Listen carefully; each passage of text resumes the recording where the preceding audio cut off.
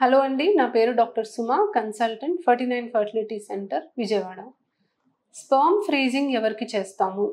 So ఎవరెవరు sperm freezing చేసుకోవడం మంచిది అనే దాని గురించి డిస్కస్ చేద్దాం. సో ఫర్టిలిటీ ప్రిజర్వేషన్ గురించి ఈ మధ్య వింటున్నామండి. So eggs and sperms freeze చేసుకొని ఫ్యూచర్లో ప్రెగ్నెన్సీ ప్లాన్ చేసుకోవడానికి ఈ మధ్య ఛాన్సెస్ అనేవి ఉన్నాయి. సో ఎప్పుడు ప్రెగ్నెన్సీ ప్లాన్ చేసుకోవాలి అనేది ఇప్పుడు ఒక చాయిస్ లాగా అయిపోయింది. ఎందుకంటే వేరియస్ రీజన్స్ వల్ల ప్రెగ్నెన్సీస్ పోస్ట్పోన్ చేయడం కానీ, పలానా ఏజ్ తర్వాత కెరీర్లో సెటిల్ అయిన తర్వాత ప్లాన్ చేయాలి అని కానీ, ఇలా వేరియస్ రీజన్స్ వల్ల ఫర్టిలిటీ ప్రిజర్వేషన్ అనేది చాలా ఇంపార్టెంట్ అయిపోయింది. సో మీరు ఎప్పుడైతే ప్రెగ్నెన్సీ ప్లాన్ చేయాలనుకుంటున్నారో అప్పుడు దాకా వెయిట్ చేసి ప్లాన్ చేసుకోవడానికి ఈ ఫ్రీజింగ్ ఆప్షన్స్ అనేవి ఉపయోగపడతాయి. సో స్పర్మ్ ఫ్రీజింగ్ యూజువల్లీ ఎవరికి ఆఫర్ చేస్తాం? సో ఒకటి, ఏదైనా ప్రాబ్లం ఉండి మెడికల్ కండిషన్స్ వల్ల మీరు ఏదైనా మెడికేషన్స్ వాడాలి, ఆ మెడికేషన్స్ వల్ల స్పర్మ్ కౌంట్ తగ్గిపోతుంది లేదా జీరో కౌంట్ అవుతుంది ముందే తెలిస్తే స్పర్మ్ ఫ్రీజింగ్ అనేది చేస్తాం. సే ఫర్ ఎగ్జాంపుల్ ఏదైనా క్యాన్సర్కి సంబంధించి కీమోథెరపీ డ్రగ్స్ వాడినా, రేడియేషన్కి మీరు ఎక్స్పోజ్ అయినా స్పర్మ్ కౌంట్ తగ్గుతుంది. సో ఒక శాంపుల్ ఫ్రీజ్ చేసి పెట్టుకోవచ్చు.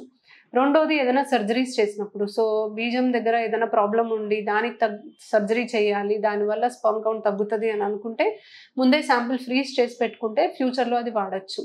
కొన్ని ప్రాబ్లమ్స్ వల్ల ఆటో ఇమ్యూన్ కండిషన్స్ లాంటివి, సికిల్ సెల్ అనీమియా, వీటిల్లో ప్రోగ్రెసివ్గా స్పర్మ్ కౌంట్ తగ్గడానికి ఫ్యూచర్లో అవకాశం ఉంది అని తెలిసినా కూడా మనం ఒక శాంపుల్ ఫ్రీజ్ చేసి పెట్టుకుంటే మంచిది. సో కొన్ని మెడికల్ కండిషన్స్ మనకి ముందుగానే స్పర్మ్ కౌంట్ తగ్గుతుంది అని తెలిసినప్పుడు ఒక శాంపుల్ ఫ్రీజ్ చేసి పెట్టుకోవడం మంచిది. రెండోది, మనము ట్రీట్మెంట్స్ చేస్తున్నప్పుడు, సో కొన్నిసార్లు ఐవీఎఫ్ ట్రీట్మెంట్ చేసినప్పుడు on the day of egg pickup, eggs తీసే రోజు హస్బెండ్ శాంపుల్ యూజువల్లీ ఇవ్వాలండి, పార్ట్నర్ శాంపుల్ తీసుకుంటాము. కొంతమందికి యాంగ్జైటీ వల్ల ఆ రోజు శాంపుల్ ఇవ్వడం కష్టం అవ్వచ్చు. సో దానికి సంబంధించి యూజువల్లీ మనము ఒక శాంపుల్ ముందే తీసుకొని ఫ్రీజ్ చేసి బ్యాకప్ కింద పెట్టుకుంటాం. So on the day of egg pickup sample వాళ్ళు ఇస్తారు. ఒకవేళ శాంపుల్ వాళ్ళు ఇవ్వలేకపోతే మన దగ్గర ఫ్రోజన్ శాంపుల్ బ్యాకప్ రెడీగా ఉండాలి. కాబట్టి అలా ఐవీఎఫ్ చేసే వాళ్ళకి యూజువల్గా ఒక శాంపుల్ బ్యాకప్ కింద ఫ్రీజింగ్ చేసి పెట్టుకుంటాం. రెండోది, ఐయుఐ ట్రీట్మెంట్స్లో కూడా కొన్నిసార్లు ఐయుఐ ట్రీట్మెంట్ చేయాలి అనుకుంటున్నప్పుడు ఆన్ ఎగ్స్ మనకి రిలీజ్ అవ్వడానికి ఇంజెక్షన్స్ ఇచ్చిన తర్వాత హస్బెండ్ అవైలబుల్ లేరు, వేరే ఊరు వెళ్తున్నారు, వేరే ఊర్లో జాబ్ చేస్తున్నారు, లేదా వేరే ఇంపార్టెంట్ మీటింగ్ ఉంది అటెండ్ అవ్వలేకపోతున్నారు. అప్పుడు కూడా మనం ముందే శాంపుల్ని ఫ్రీజ్ చేసుకొని on the day of IUI ఆ శాంపుల్ని మనం యూజ్ చేయడానికి ఛాన్సెస్ ఉంటాయి.